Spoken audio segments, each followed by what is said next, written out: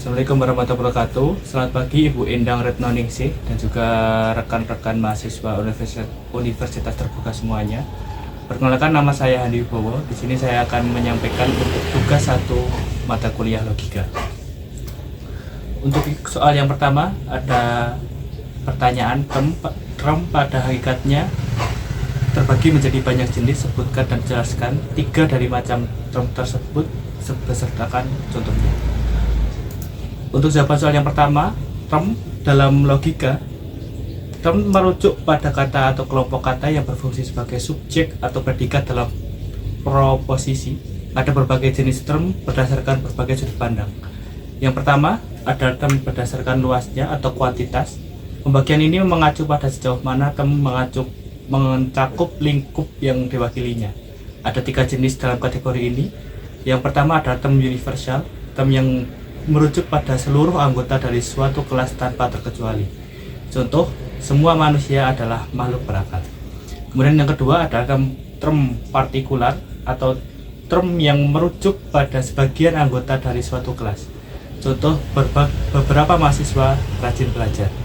Kemudian yang ketiga ada term singular atau term yang merujuk pada satu individu atau objek yang spesifik. Contohnya, Soekarno adalah presiden pertama Indonesia. Kemudian yang kedua ada term berdasarkan sifatnya atau kualitas.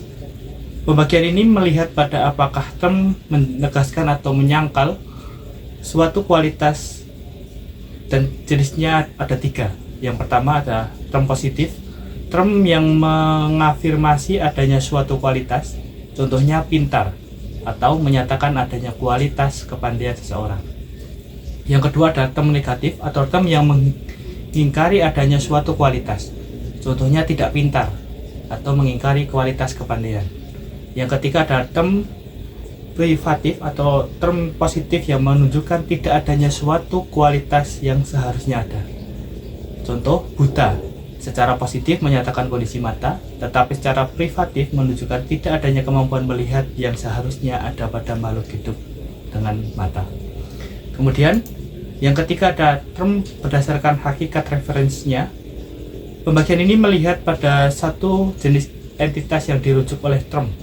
3 jenisnya adalah, yang pertama ada term konkret atau term yang referensinya nyata. Contohnya adalah meja, dapat dilihat dan juga disentuh.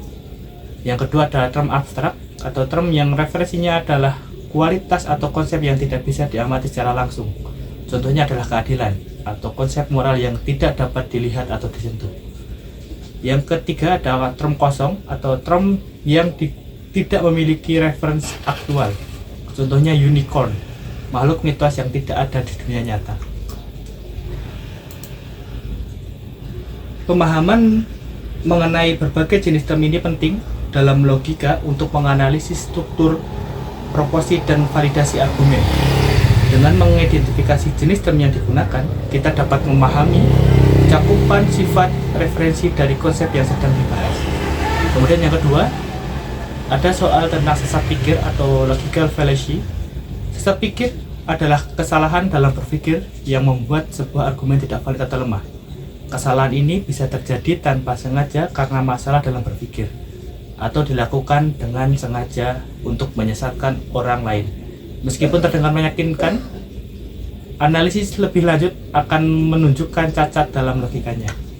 Contoh bentuk sesat pikir meliputi: yang pertama ada argumentum ad hominem atau menyerang karakter pengkritik bukan argumennya. Contoh, kamu tidak berhak mengkritik karena kamu pernah berbuat salah. Yang kedua ada argumentum ad varicundium atau mengandalkan pendapat tokoh terkenal di bidang yang tidak relevan. Contohnya, artis X bilang produk ini bagus, jadi pasti berkualitas. Yang ketiga ada argumentum ad populum atau mengklaim suatu benar karena banyak orang percaya. Contohnya, semua orang pakai merek ini, jadi pasti yang terbaik.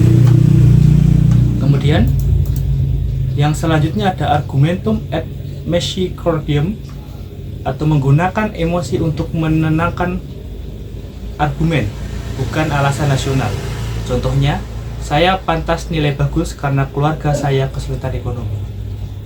Yang selanjutnya ada generalisasi tergesa-gesa atau mengambil keputusan dari sampel yang kecil.